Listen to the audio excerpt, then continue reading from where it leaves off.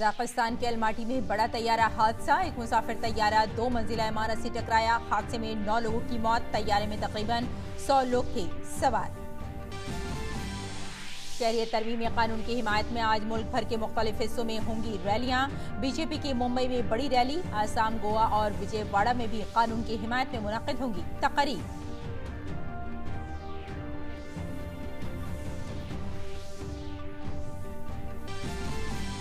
भारतीय फिजाइया में 3 दहाई से भी ज्यादा वक्त तक सर्विस में रहने वाले जंगी तैयारे MiG-27 आज भरेंगे आखिरी उड़ान। कारगिल जंग और ऑपरेशन पराक्रम के दौरान इन जंगी तैयारों ने अदा किया था अहम रोल।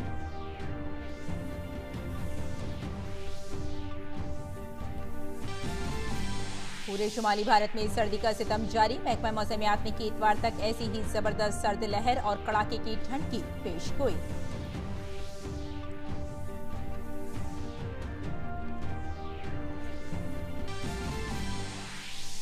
और इजरायली वजीर आजम बेंजामिन नेतन्याहू को लिक्विड पार्टी का लीडर बने रहने की उम्मीद। एग्जिट पोल्स के मुताबिक नेतन्याहू को बरसर इख्तिदार लिक्विड पार्टी के लीडर के तौर पर जीत मिलने की उम्मीद। मार्च में होने हैं मुल्क के कौमी इंतखाबात।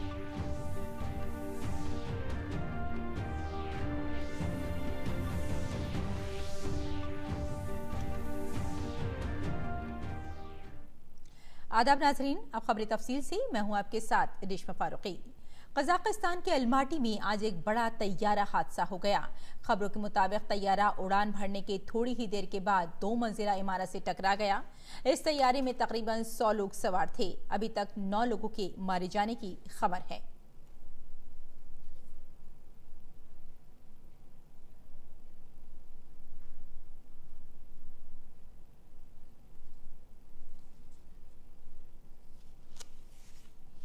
अगली खबर पर नजर डालते हैं। सन 1999 में कारगिल जंग में अहम किरदार अदा करने और भारतीय फिजाइया में 3 दहाइयों से ज्यादा वक्त तक सर्विस में रहने वाले जंगी तैयारे MiG-27 आज आखिरी बार परवाज करेंगे।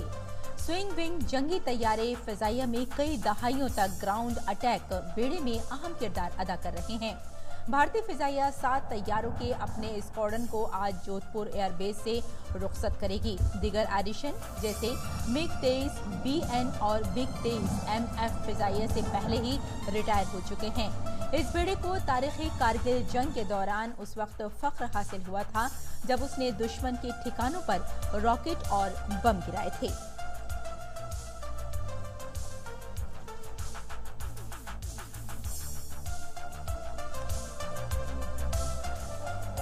एक बार फिर हम आपको बता देते हैं कि भारतीय फिजाइया में 3 दहाई से भी ज्यादा वक्त तक सर्विस में रहने वाले जंगी तैयारे MiG-27 इस वक्त अपनी आखिरी उड़ान भर रहे हैं।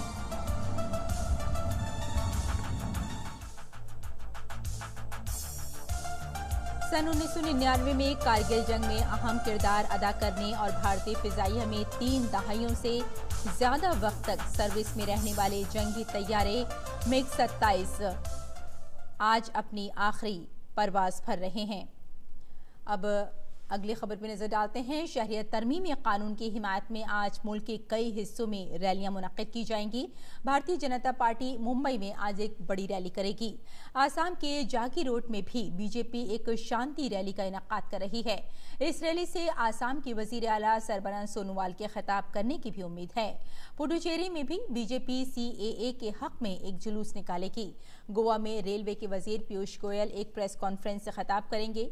विजयवाड़ा में शहरियत तरमीमी कानून के तईन लोगों में बेदारी फैलाने के लिए एक प्रोग्राम का इनेकाद किया गया है। इस बेदारी प्रोग्राम से मरकजी वजीर सुरेश प्रभु खिताब करेंगे। मध्य प्रदेश में फरोग इंसानी वसाइल के मरकजी वजीर रमेश पोखरियाल निशंक एक प्रेस कॉन्फ्रेंस से खिताब करेंगे।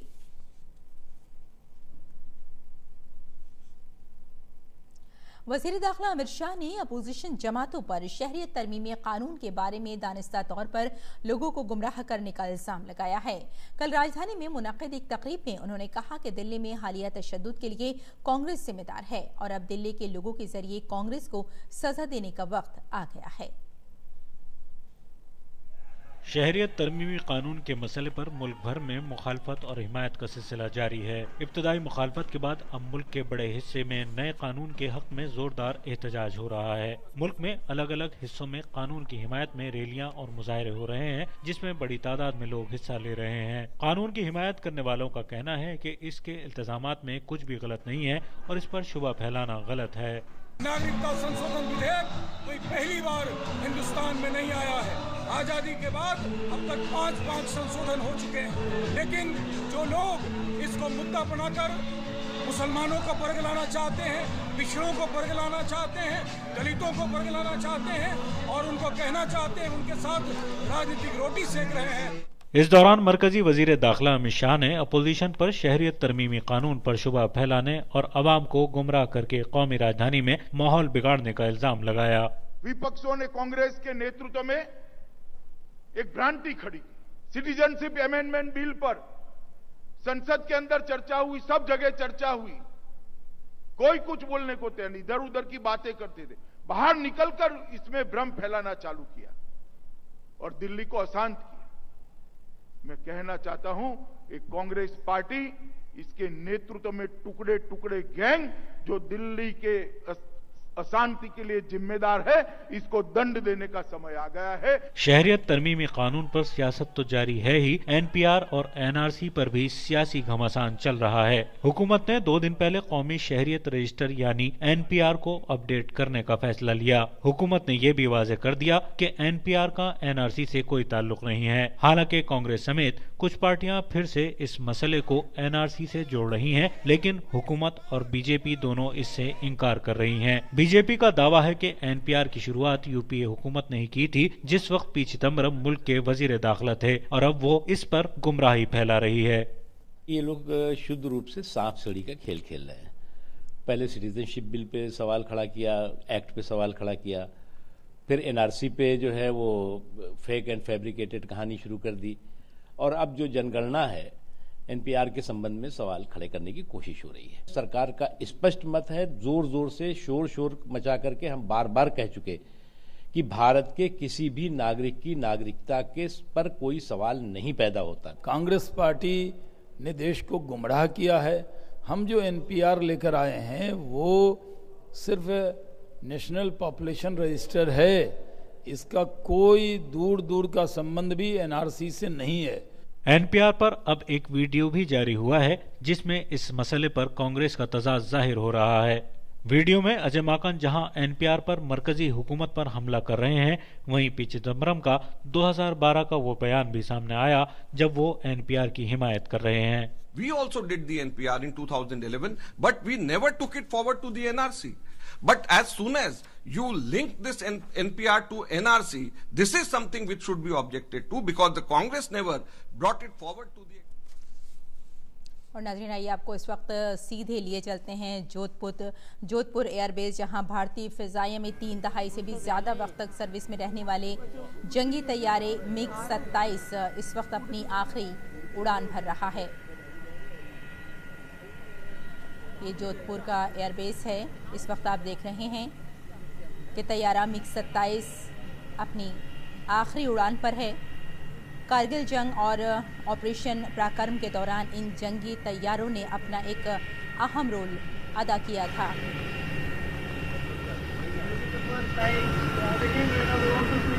जोधपुर एयरबेस से इस वक्त आप बराह रास्त ये तस्वीरें देख रहे हैं।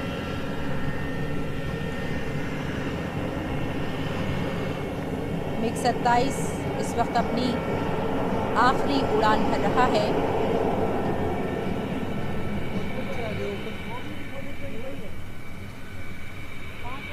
(1999) की कारगिल जंग में इन तैयारों ने अपना एक अहम रोल अदा किया था।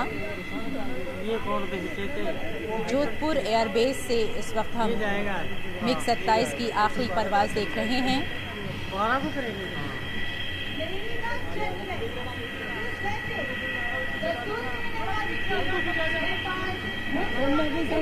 आपको एक बार फिर से हम बता दें कि ये जोधपुर का एयरबेस है और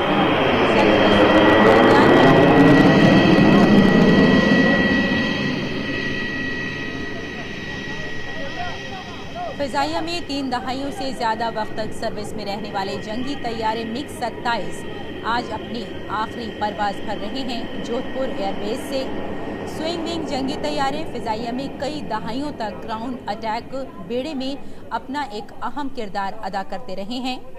भारतीय फिजाइया 7 तैयारों के अपने स्क्वाड्रन को आज जोधपुर एयरबेस से रुखसत कर रही है और दीगर एडिशन जैसे MiG-23 BN और MiG-23 MF फिजाइया से पहले ही रिटायर हो चुके हैं। इस बेड़े को तारीखी कारगिल जंग के दौरान फख्र हासिल हुआ था। इस बेड़े ने दुश्मन के ठिकानों पर रॉकेट से बम गिराए थे। आज जंगी तैयारे MiG-27 जोधपुर एयरबेस से अपनी इस वक्त आखिरी परवाज भर रहे हैं। आपको एक बार फिर बता दें कि स्विंग विंग जंगी तैयारे फिजाइया में कई दहाइयों तक ग्राउंड अटैक बेड़े में अपना एक अहम किरदार अदा करते रहे हैं।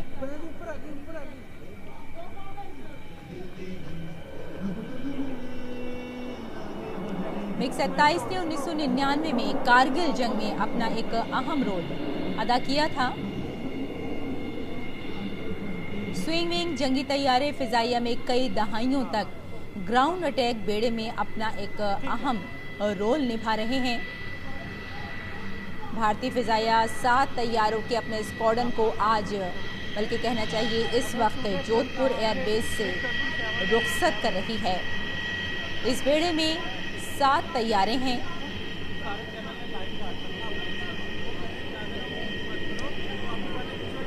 और दीगर एडिशन की अगर बात की जाए तो MiG-23 BN और MiG-23 MF फिजाइया पहले ही रिटायर हो चुके हैं। इस वक्त MiG-27 अपनी आखिरी परवाज भर रहे हैं।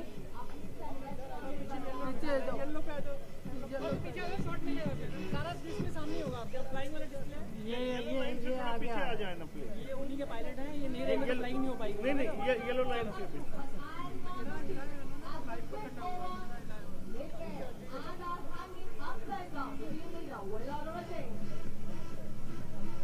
पीछे आ जाओ भैया, पीछे आ जाओ।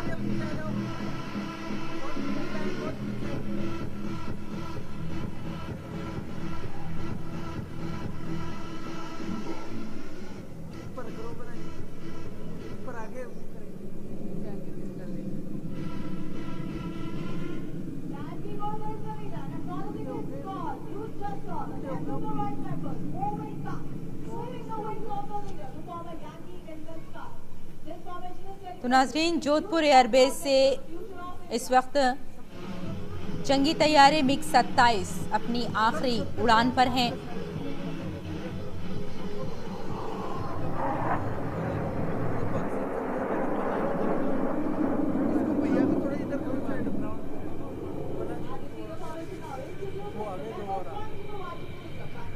पे ले लो, वहाँ ले लो, हवा में उड़ रहा है ना, उस पे ले लो।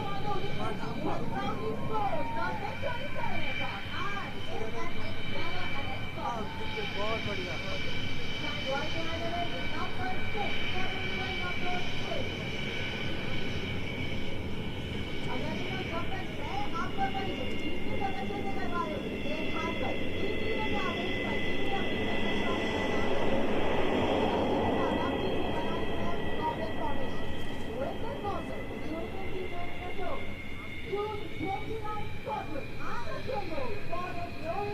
जोधपुर एयरबेस से इस वक्त आप देख रहे हैं कि MiG-27 अपनी आखिरी परवाज भर रहे हैं। कारगिल जंग और ऑपरेशन पराक्रम में इन जंगी तैयारों ने अपना एक अहम रोल अदा किया था।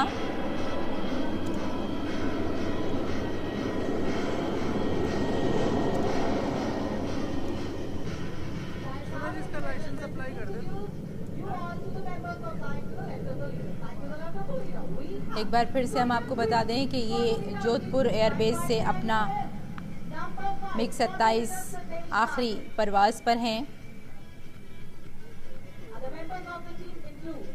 इन्होंने करगिल जंग और पराक्रम, ऑपरेशन पराक्रम में एक अहम रोल अदा किया था।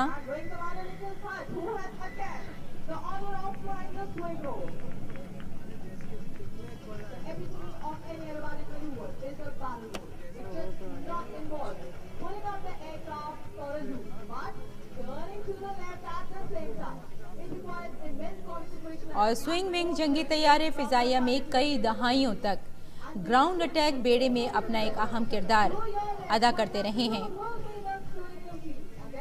आप इस वक्त देख रहे हैं मौसम बिल्कुल साफ है और जोधपुर से MiG-27 इस वक्त अपनी आखिरी परवाज पर हैं।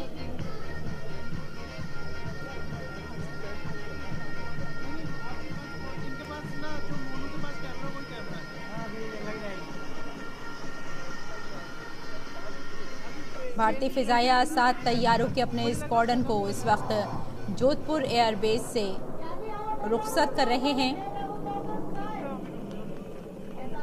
और दीगर एडिशन की अगर बात करें तो MiG-23BN और MiG-23MF फिजाइया से पहले ही रिटायर हो चुके हैं।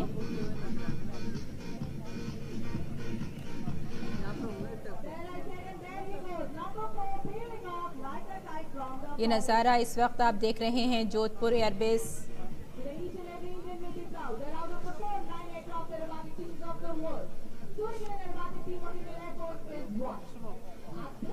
तो इस वक्त जोधपुर एयरबेस पर आप देख रहे हैं कि MiG-27 अपनी आखिरी परवाज भर रहे हैं।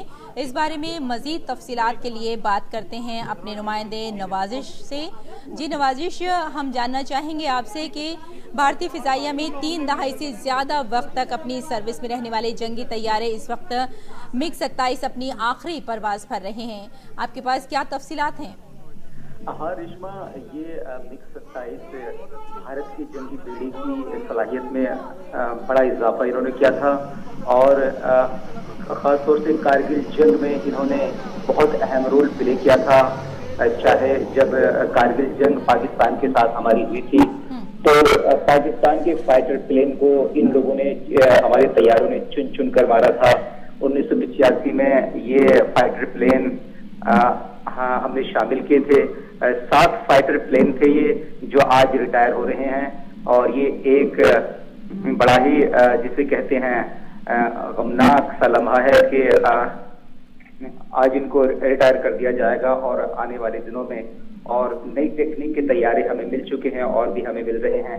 तो उम्मीद है कि हमारी जो फजाई सलाहियत है वो आगे बढ़ती रहेगी। ऐसा होता रहा है, इससे पहले MiG-21, MiG-23 तैयारी रिटायर कर दिए गए थे, आज इनको रिटायर कर दिया गया और इसका मतलब ये नहीं है अभी किसी काम के नहीं है, बल्कि और लेटेस्ट टेक्नोलॉजी के तैयारी हमें मिल गए हैं, तो इसलिए पुराने तैयारों को हटा दिया जाता है। रेशमा जी नवाजिश, आपने बहुत अच्छी बात ये बताई कि जो इनको तैयारों को हटा दिया जाता है, लेकिन इसका मतलब ये कतई नहीं होता कि इन्हें रिटायर कर दिया जाता है।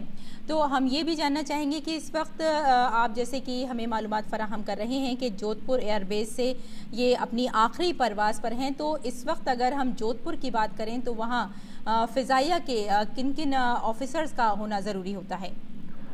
देखिए, वहाँ कमांडिंग ऑफिसर्स होते हैं और दूसरी चीज़ में रेशमा आपको यहाँ एक बात और बता दूं कि जो हमारे आस पड़ोस के हमारे देश हैं, खासतौर से हमारे क्लैशेस पाकिस्तान से हमेशा से होते रहे हैं, तो पाकिस्तान से हमेशा हमारी जो फ़ज़ाइया है वो बहुत मजबूत रही है। कई बार हमने उसके दांत खट्टे किए हैं, चाहे 71 की जंग रही हो, चाहे कारगिल जंग रही हो, चाहे उससे पहले की जंग रही हो, हमेशा इसमें हमारी फ़ज़ाइया ने अहम रोल प्ले किया है। चूंकि जब दुश्मन से लड़ाई होती है तो उसमें बर्री फौज का नंबर बाद में आता है, पहले फ़ज़ाइया कंट्रोल करती है। तो हमारी फ़ज़ाइया ने हमेशा दुश्मनों के दांत खट्टे किए हैं। चाइना से भी हमारी जंग थी, वहाँ भी हमारे तैयारों ने अहम रोल प्ले किया, हमारी फ़ज़ाइया ने अच्छा रोल प्ले किया और हमारी फ़ज़ाइया दुनिया की बड़ी फ़ज़ाइयों में से एक है जी। और इसकी सलाहियत को किसी भी तरह से कम नहीं आंका जाना चाहिए। कई बार हमें पाकिस्तान आंख दिखाता है और चीन भी हमें आंख दिखाता है, लेकिन उन्हें ये कतई नहीं भूलना चाहिए कि हमारी फजाइया कमजोर है या हमारी बर्री फौज कमजोर है, उसमें पूरी ताकत, पूरी सलाहियत है दुश्मन के दांत खट्टे करने की।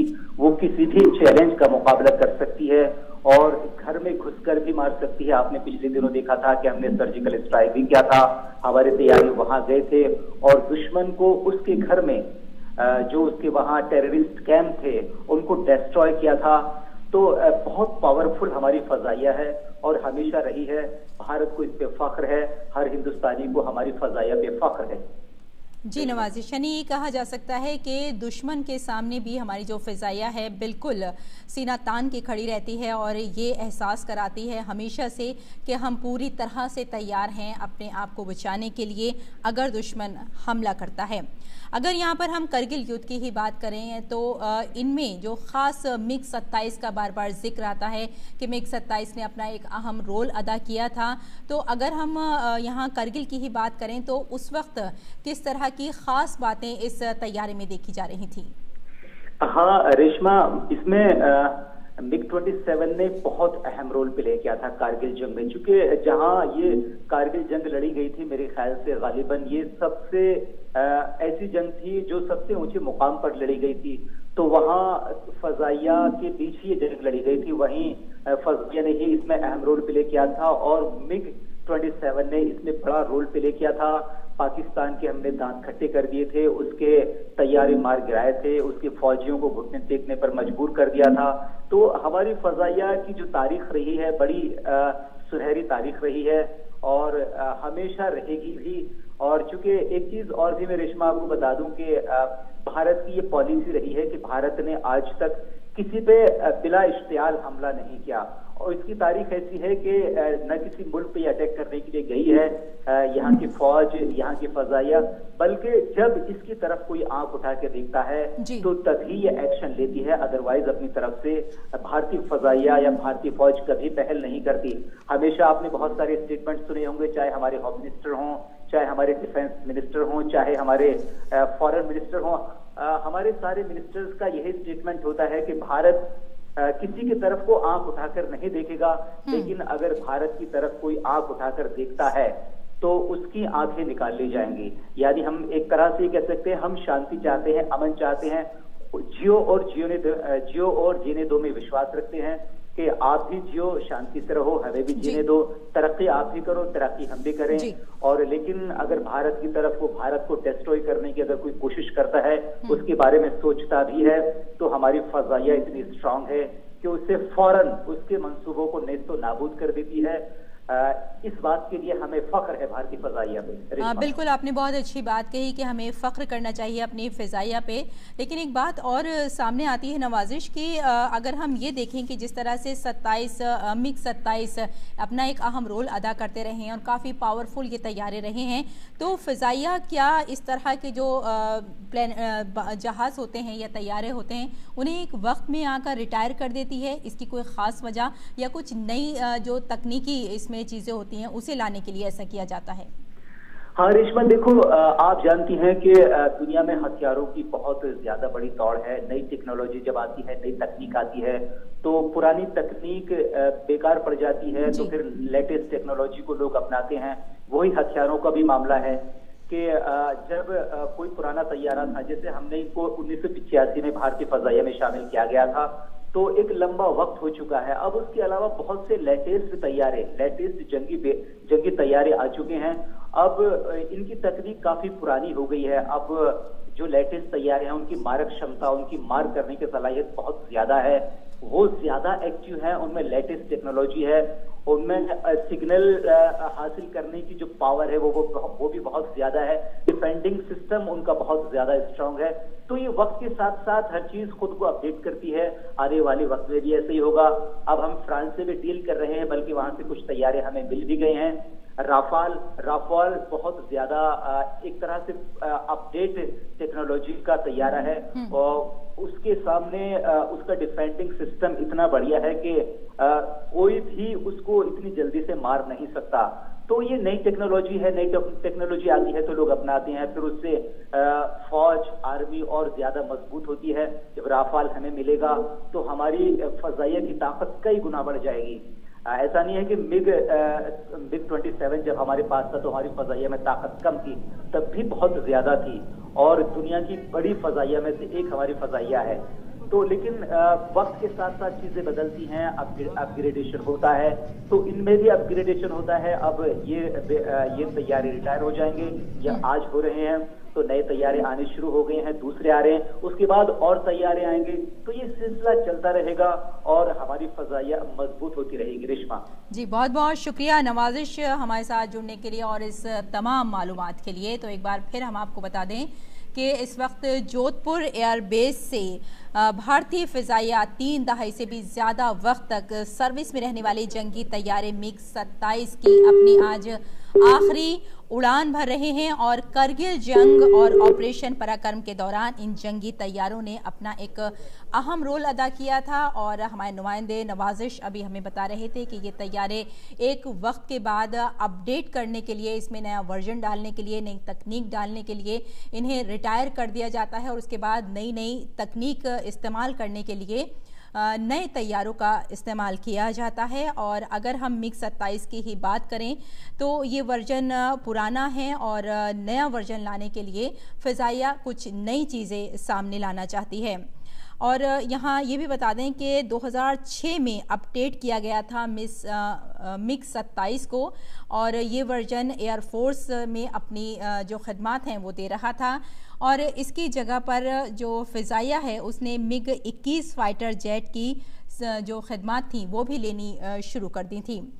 यानी ये कहा जा सकता है कि मिग 27 अपना एक अहम रोल अदा करता रहा है। 1999 में अगर ख़ास तौर पर इसको याद किया जाएगा तो 1999 में करगिल जंग में अपना एक अहम किरदार अदा किया था और भारतीय फ़िज़ाइया में 3 दहाइयों से भी ज़्यादा इसने अपनी सर्विस दी है।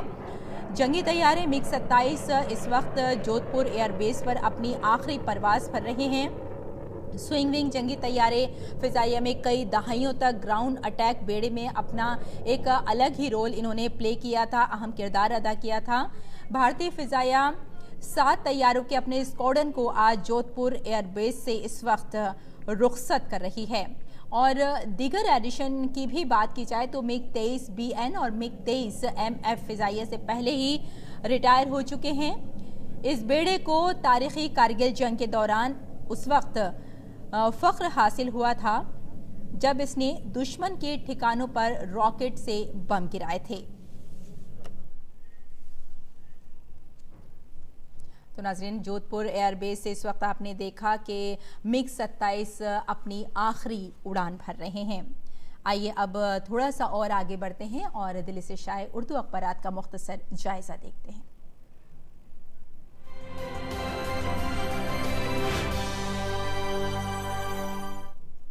दिल्ली से शाये बेशतर उर्दू अखबारात ने CAA, NRC और NPR से मुताल्लिक़ खबरों को नुमायां किया है। रोज़नामा इनकलाब ने सुर्खी लगाई है, शहरियत तरमीमी कानून मुखालिफ मज़ाहिरों के पेश नज़र आज यूपी के कई अजला में अलर्ट। शहरियत कानून और NRC के मामले पर फौज के सरबराह विपिन रावत ने तलबा की तहरीक की तनकीद की। अक़वाम मुत्तहिदा ने मलाला को दुनिया की मकबूल तरीन लड़की करार दिया। फिलिपाइन में तूफान ने मचाई तबाही, 16 अफराद जिंदा दफन। और वज़ीर आज़म ने शेर की सूरज ग्रहण की तस्वीर। एक नज़र रोज़नामा हिंदुस्तान एक्सप्रेस पर, टुकड़े टुकड़े गैंग दिल्ली के अमन की बर्बादी के लिए जिम्मेदार, वज़ीर दाखिला। बीजेपी अवामी बेदारी मुहिम तेज करेगी। इस्मत दरी मुतासरा को जलाने के मामले की जांच मुकम्मल, चार्जशीट जल्द। शहरियत कानून के खिलाफ उकसाने वाली पार्टियों पर कार्रवाई के लिए अदालत उज़्मा में अर्जी। आखिर में नज़र रोज़नामा राष्ट्रीय सहारा पर, दिल्ली में असेंबली इलेक्शन का ऐलान जल्द। रूस और तुर्की से निपटने के लिए अमेरिका की नज़रें बहरिया रूम के हलीफ ममालिक पर। और उर्दू के मशहूर और मारूफ शायर मिर्ज़ा असदुल्ला खान गालिब के यौम पैदाइश के मौके पर अखबार ने एक मजमून शाये करते हुए लिखा है, उर्दू ज़बान के सबसे बड़े शायर मिर्ज़ा गालिब। अखबारात से आज बस इतना ही।